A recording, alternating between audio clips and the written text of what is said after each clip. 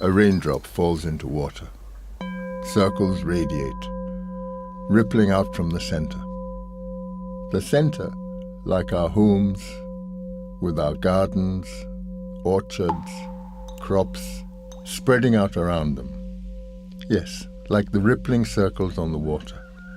It's a pattern, isn't it? A design we have shaped and we have made ourselves. Our design trying to work in harmony with nature. Our plan for our futures.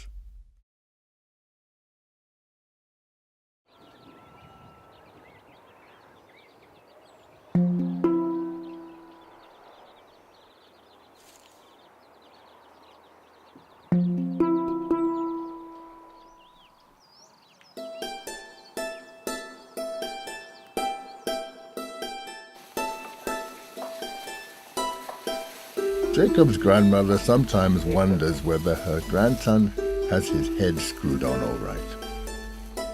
And his mother also sometimes has her doubts. Rusting bed springs? Whatever next will he drag back home? But Jacob knows what he's doing.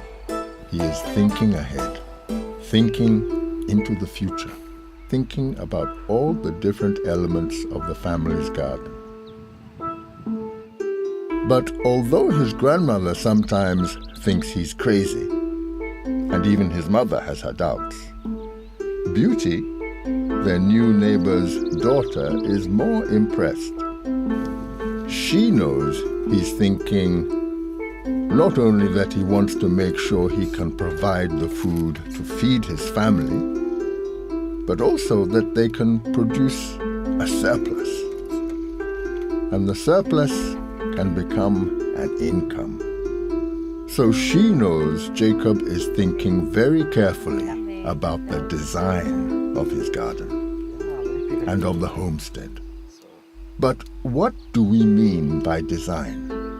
And more importantly, what is good design? How do we create harmony between all the different elements, and thus harmony with nature, so that everything works?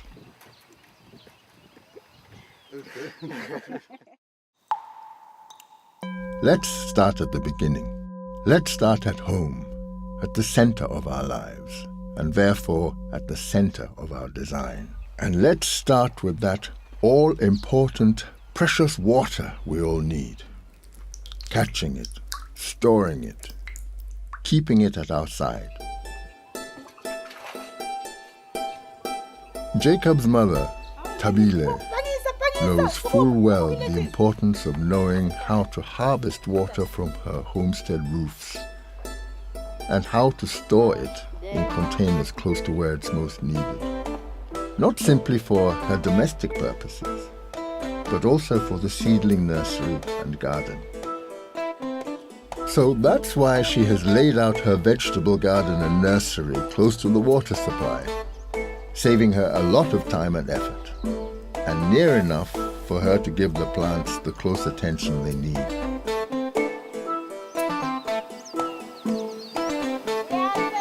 Tabile has placed her nursery in a protected, warm space, and this is a good position to give them the safest shelter and protection from the winds and the burning heat of the sun.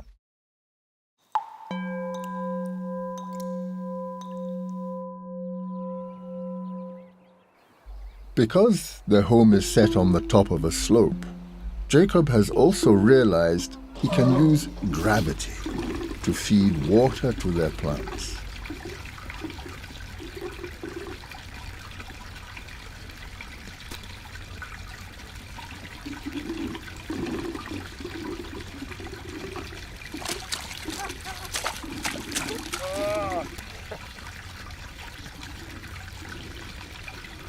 Carrying water is heavy work after all, so why not find a way of avoiding it? But remember, always take care of how much you use. Water is precious. Don't waste it.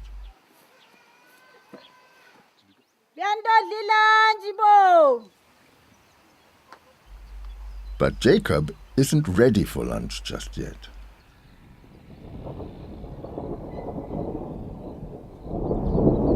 and garden are on a slope. And Jacob is thinking, what can he do when the rains come? How is he going to slow down the water so it doesn't wash away that precious topsoil?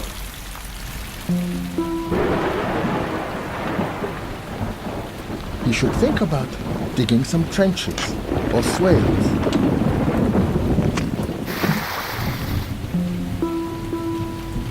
And laying down mulches, dry and living, to help stabilize the land.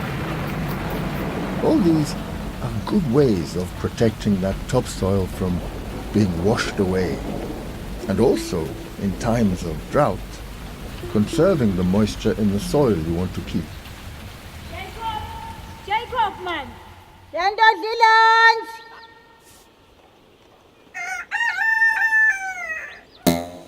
Jacob!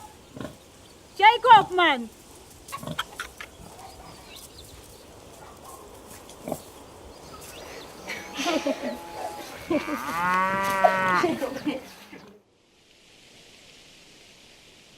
At the edge of her land, Tabile has planted an orchard.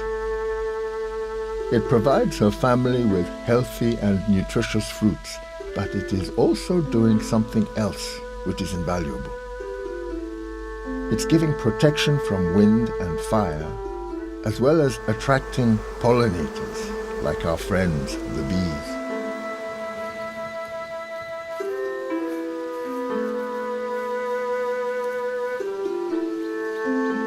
And bees are not the only ones who are attracted either. Well, those pomegranates really are rather tempting, aren't they?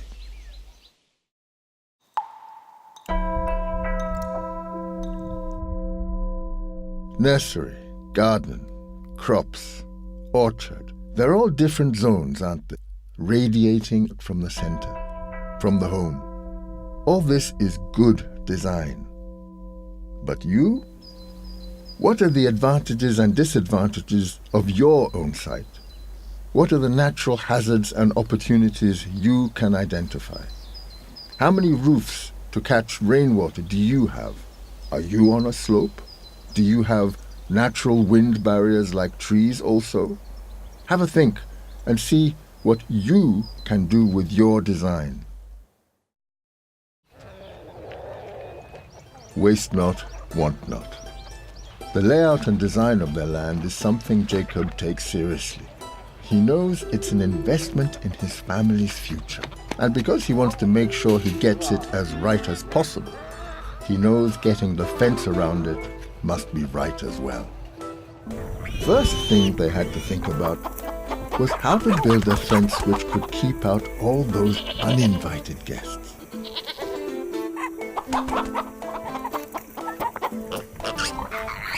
The fence will keep them out.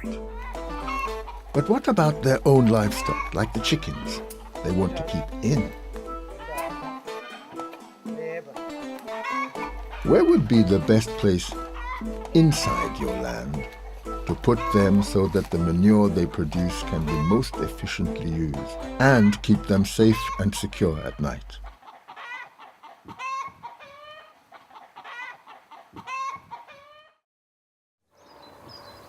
Jacob and his neighbors know that the design of their own homesteads also relates to others and becomes part of a larger design in which they all participate. Today, Jacob and his neighbors have come along to give Beauty and her family a helping hand on how to build their fence. They began by removing unwanted and invasive plants, but they can use them to provide a strong structure in their fence, like wattle and gum tree poles.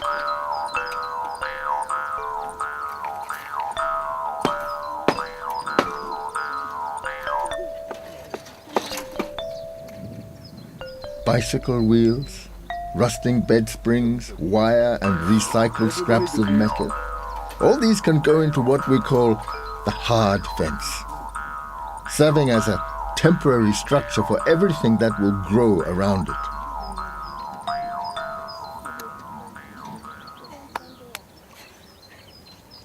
And what has it cost them? Absolutely nothing. Use your imagination. Be creative like Jacob and see what you can find. For the live bit of their fence, Jacob and his family made use of closely spaced plants which do well in this area. They planted aloe, sisal, acacia, plectranthus, euphorbia, and K-apple.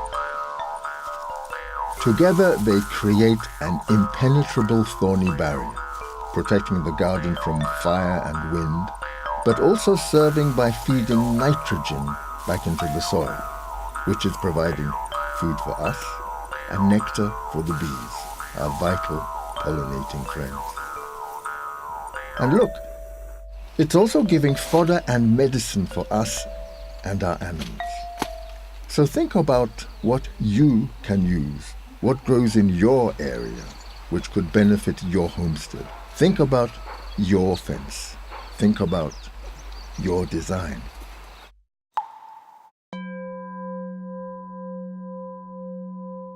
And just look, as the hard fence rots, these plants become a living fence, a fence which doesn't need repair, which hasn't cost you anything, a living fence keeping your garden and livestock safe. Design, radiating out from the center. Veggies and nursery close to the water supply. The paths neatly laid out and wide enough for a wheelbarrow and 2 people to pass, so you can have lots of little helpers.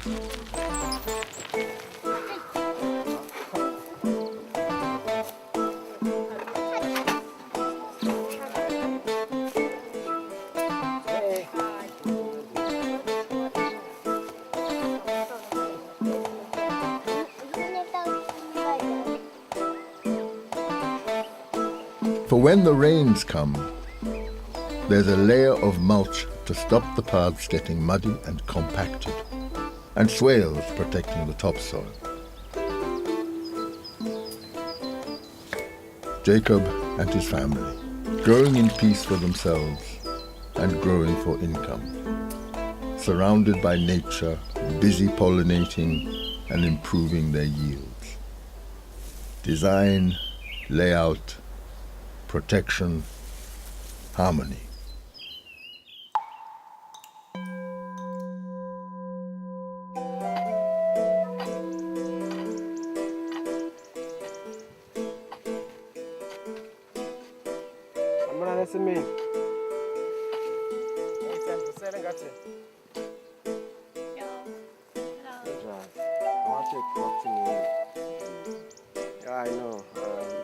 It's even providing a medicine to soothe and keep a young girl's hands beautiful after a hard day's work. Well, yes, that's part of nature's design as well, isn't it?